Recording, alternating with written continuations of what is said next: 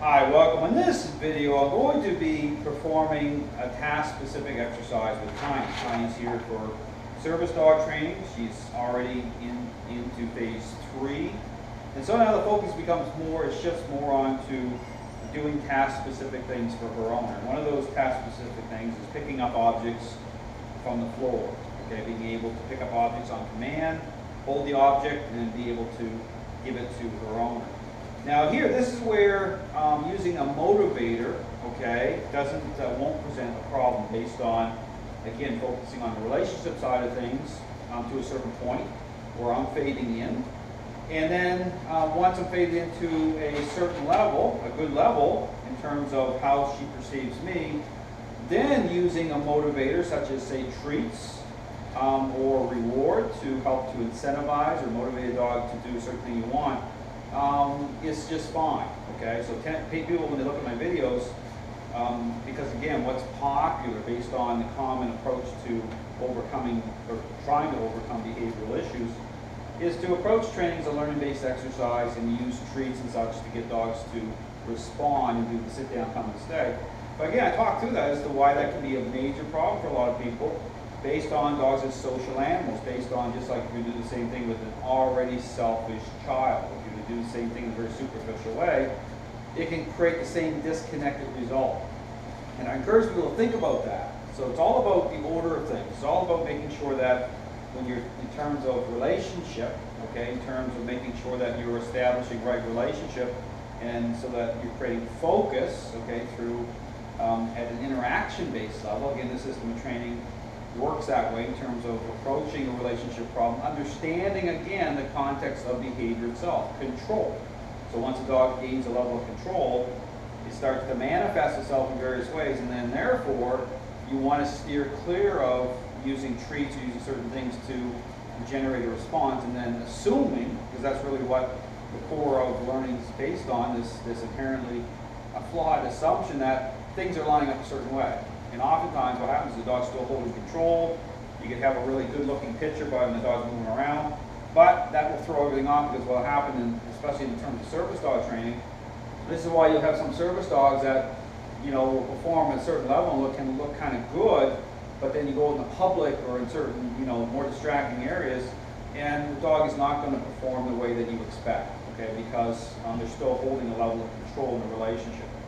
So here again, the emphasis focuses on getting a dog to release control.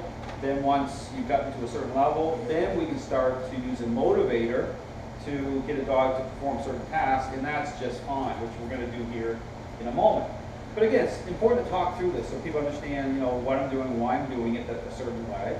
And so when people see me using, say, in this video, using some treats, which I'm actually going to use treats, they're saying, wow, Dale's actually using treats. Never see Dale using treats. Well, that's because it's important to kind of watch exactly the sequence, okay? It's understanding at the very beginning stages, most of my focus is on behavioral issues. So like 90% of what I'm doing is interaction-based, okay? It takes on a whole different context, but for a purpose, okay, to make sure dogs release and control.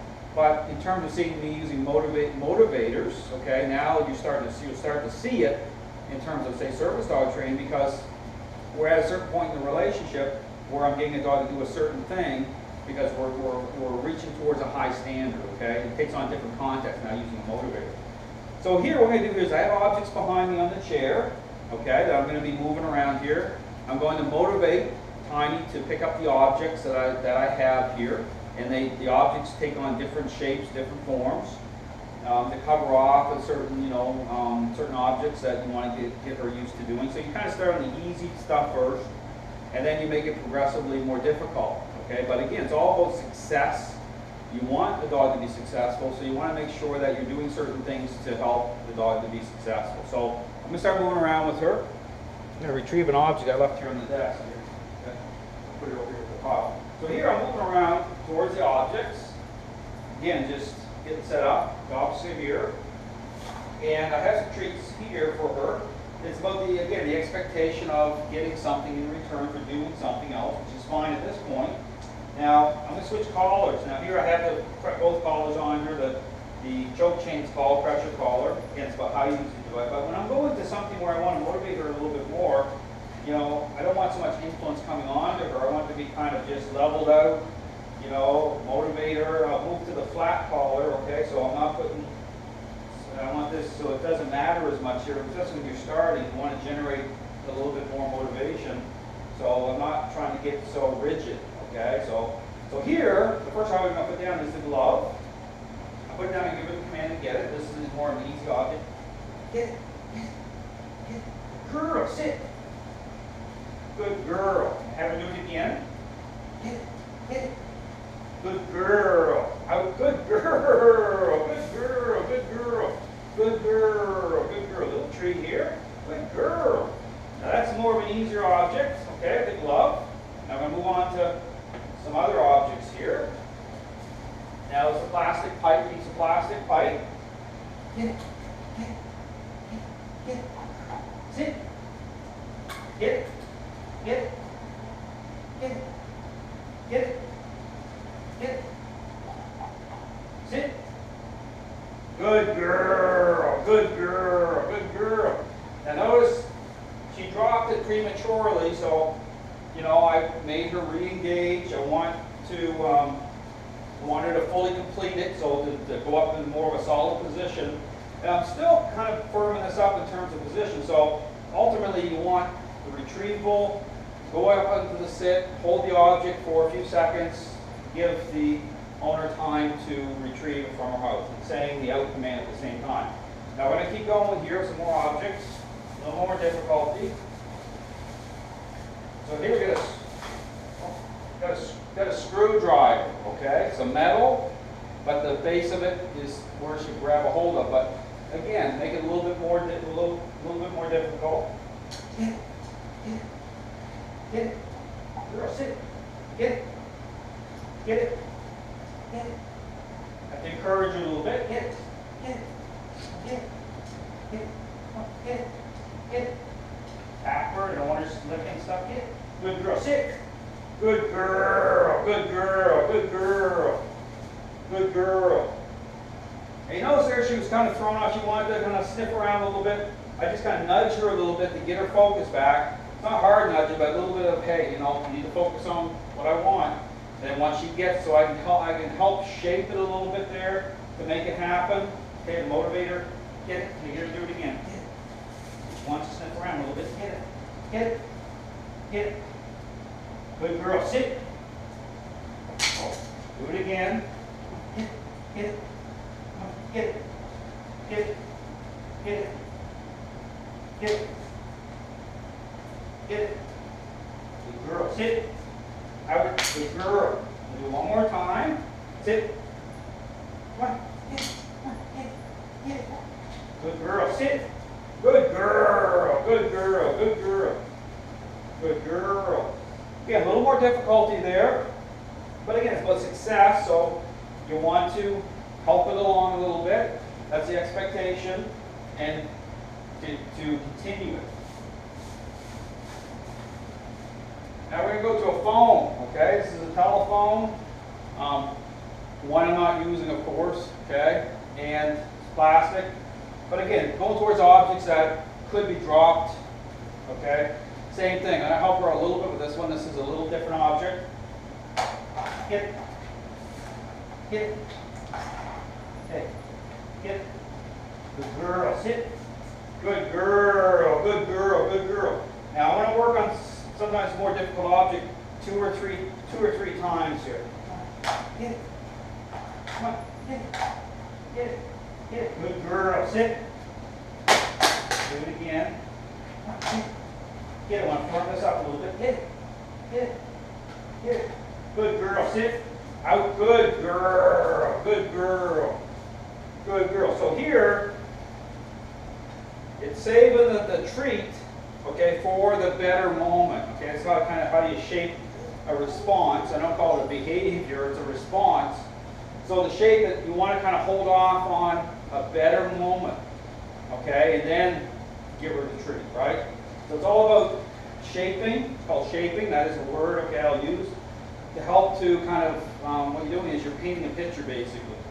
Okay, so the better response represents a better moment. But when you do that type of thing, at first, how you're shaping is just a little, just make it a little easier, and then kind of increase the expectation. Another object is a longer pipe I'm going to use this time. Get it, get it, get it, get it, get it. Sit. Out. Good girl, good girl, good girl. Another little tree here.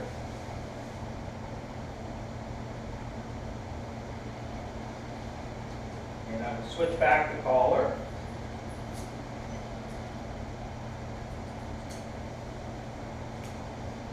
Sit. So, as you can see, she's coming along very well. Okay, just started this exercise, so it's a lot of repetition, a lot of just encouragement, motivation, help her along the way, because again, it's about success. So you can see the objects take on different shapes, different textures. But again, just doing it over and over and over again, making a fun, rewarding type of an exercise.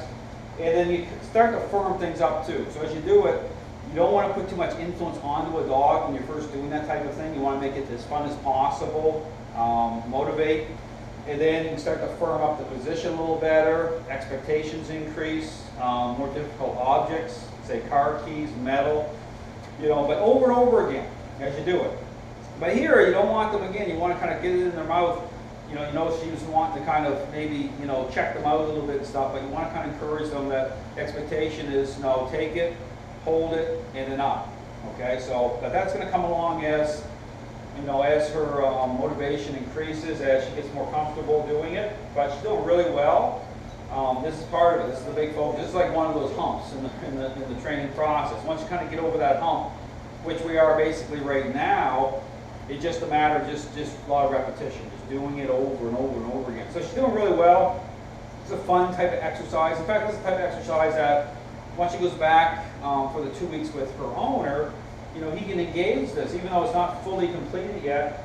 It's not perfect, okay, but he can be doing it a little bit, which he doesn't mind doing because it's kind of fun, okay, to have her do it and show him. So he can participate. This is where owners can participate in the process, because I'm establishing the foundation of this type of a task training. And then when they take the dog home, the little work they're doing with the dog with me and showing up there at the house and helping out and doing it, it's a fun type of thing. And he gets to see what Tiny's capable of. He gets to participate a little bit. Doesn't have to have a high skill level or anything like that, but he's able to do a little bit with her. And it just helps things along. So you're going to see this exercise firm up more and more and more. So you're going to get better and better and better as she continues to move forward. Even as I'm talking, you see how she's kind of shifting her focus. I'm just tapping her out. So it's always about relationship, task-specific things. It's all about making sure that you're following, again, the right order of things. But you see she's coming along great. Thanks for watching.